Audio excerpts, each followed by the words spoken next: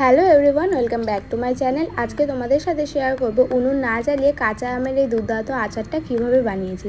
এই আচার বানানোর জন্য কোনো রকম ঝামেলা লাগে না, একদম 15 মিনিটে এই আচার তৈরি হয়ে যায়। আর এই আচার কিন্তু আপনারা 1 বছর সংরক্ষণ করেও রাখতে পারেন। তাহলে চলো কিভাবে বানিয়েছি দেখা যাক। প্রথমেই কিন্তু আচারের মশলা বানানোর জন্য কিছু মশলা নিয়ে নেব। এর জন্য নিয়েছি মৌরি, সাদা জিরে, কাঁচা জোয়ান, গোটা গোলমরিচ, গোটা ধনে, সাদা সর্ষে, কালো সর্ষে, আর নিয়ে নেবো কয়েকটা শুকনো লঙ্কা।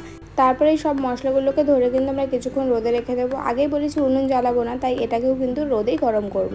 তো এটা রোদে গরম হতে হতে আমরা কিন্তু কয়েকটা আম নিয়ে নিয়েছি, ওগুলোকে ফার্স্টে ভালো করে ধুয়ে নেব। এখানে আমি আচারটা অল্প করেই বানাচ্ছি, এজন্য বড় দেখে 3টে আমি নিয়েছি। তো ভালো করে ধোয়া হয়ে গেলে এগুলোকে কিন্তু ভালো করে কেটে ছুলে নেব।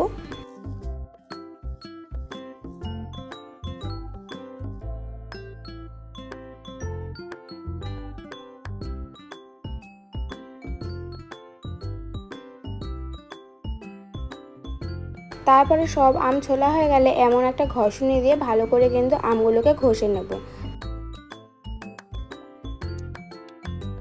তো ওখানে দেখতেই পাচ্ছ সব আমগুলো ভালো করে ঘষে নিয়েছি।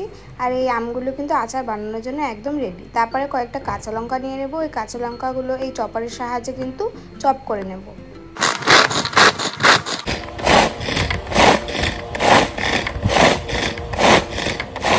কাঁচা লঙ্কাগুলো আচারের সাথে মেশানোর জন্য একদমই রেডি। তোমাদের কাছে যদি চপার না থাকে তোমরা কিন্তু কুচো কুচো করেও দিতে পারো। আর এদিকে কিন্তু আমাদের মশলাগুলো রোদের ভিতরে গরম হয়ে গেছে।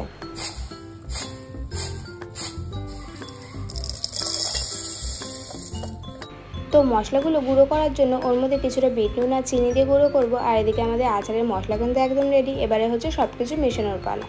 তো এখানে আমাদের কাঁচা আম নিয়ে নিয়েছি, ওর মধ্যে চপ কাঁচা লঙ্কাগুলো দিয়ে দেবো। তারপরে দিয়ে দেবো পরিমাণ মতো সাদা নুন, আর দিয়ে দেবো কালারের জন্য কাশ্মীরি লঙ্কার গুঁড়ো আর একটুখানি হলুদ গুঁড়ো।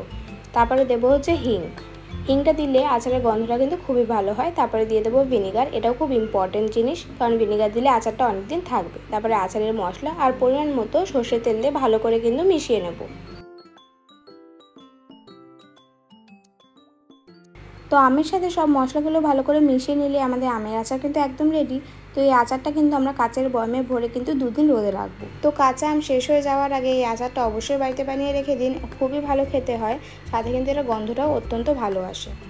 তোমরা এই অবস্থাতেও কিন্তু কাঁচা আমের এই আচারটা খেতে পারো, কিন্তু 2 দিন রোদে রেখে খেলে কিন্তু আচারের স্বাদ আরও দ্বিগুণ হয়ে যাবে। আমি তো রোদে দেওয়ার পরই আচারটা খেয়েছি। তো এখানে আমি 2 দিন রোদ খাওয়ার জন্য আচারটা রেখে দিয়েছি, আর 2 দিন পরে আমার আচার কিন্তু একদমই রেডি। আর এই আচারটা কিন্তু কোনো কথা হবে না, এটা স্বাদ ও গন্ধ অতুলনীয়। তো কাঁচা আম চলে যাওয়ার আগে অবশ্যই বাড়িতে এটা বানিয়ে খেয়ে দেখতে পারো। আশা করছি তোমাদের সবার ভালো লাগবে। তো আজকের ভিডিওটা একটুখানি, আবার দেখা হবে অন্য কোনো ভিডিওতে। তোমাদের ভালো লাগলে অবশ্যই চ্যানেলটা সাবস্ক্রাইব করে দিও।